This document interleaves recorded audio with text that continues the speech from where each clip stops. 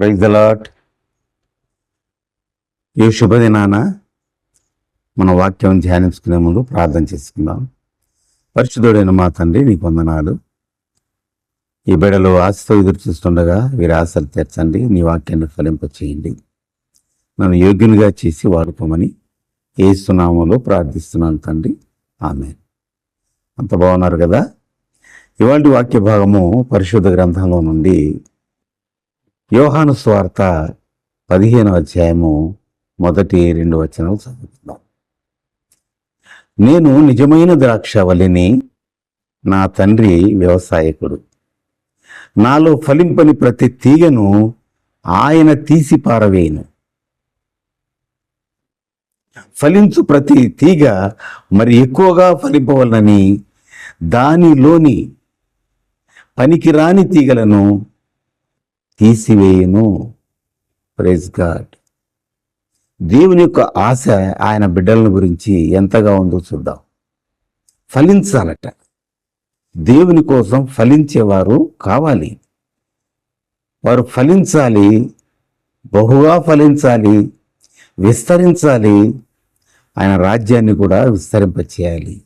అది దేవుని బిడ్డల యొక్క బాధ్యత అని మనము గుర్తించుకోవాలి. మరి మనం పనికి రావాలంటే ఇక్కడ చెప్పిన మాటలు జాగ్రత్తగా విందాం. 4వ వచనంలో, నాయందు నిలిచియుండుడి, మీ యందు నేనును నిలిచియుందును. మనం దేవునిలో నిలిచి ఉంటే ఆయన మనలో నిలిచి ఉంటాడు. అలా నిలిచియుండుట ద్వారా మనం ఫలించడానికి దేవుడు సహాయం చేస్తాడు. మరొక మాట అంటాడు 5వ వచనంలో, ఎవడు నా యందు నిలిచి ఉండునో, నేను ఎవని యందు నిలిచి ఉందునో వాడు బహుగా ఫలించును. బహుగా ఫలించాలంటే మనమట ఆయన యందు ఉండాలట. అప్పుడు మనం బహుగా ఫలిస్తామట. ఫలించటం అనేది దేవుని యొక్క ఆశ. ఫలాలు ఇవ్వడం అనేది మనము చేయవలసినటువంటి పని. కనుక దేవుడు మనల్ని ఫలించేవారిగా దీవించడానికి సిద్ధంగా ఉన్నాడు. కాబట్టి మనం ఆయనలో నిలిచి ఉంటే చాలు, దేవుడు మనల్ని దీవిస్తాడు. 7వ వచనాన్ని చదువుకుందాం. నా యందు మీరును, మీ యందు నేనును, నా మాటలను నిలిచి ఉన్న యెడల మీకు ఏది ఇష్టమో అడగండి, అది మీకు అనుగ్రహించబడుతుంది. చూసారా? నా యందు మీరును, మీ యందు నా మాటలను నిలిచి ఉన్న యెడల మీకు ఏది ఇష్టమో అడగండి, అది నేను ఇస్తాను. కాబట్టి ఆయన మాటలు మనలో నిలిచి ఉండాలి. అనేక మార్లు సామెత గ్రంథకర్త అంటాడు, నా కుమారుడా, నా మాటలు నీ హృదయంలో దాచుకో, నా మాటలు నీ హృదయంలో రాసుకో, నా మాటలను నీ యందు జాగ్రత్త పరచుకో అంటుంటాడు. ఎందుకంటే ఆ మాటలు తొలగిపోతే మనం దేవుని నుంచి తొలగిపోతాం. ఆ మాటలు మనలో ఉంటే మనము పాపము చేయకుండా పరిశుద్ధంగా ఉండడానికి దేవుని మాటలు మనకు ఉపయోగపడతాయి. అందుకే అంటాడు, నేను పాపములో పడకుండా ఉన్నట్లు నా హృదయం ముందు నీ వాక్యాన్ని భద్రపరుచుకున్నాను అంటాడు భక్తుడైనటువంటి కీర్తనకారుడు. కాబట్టి ఆయన మనలో ఉండాలి, మనము ఆయనలో ఉండాలి.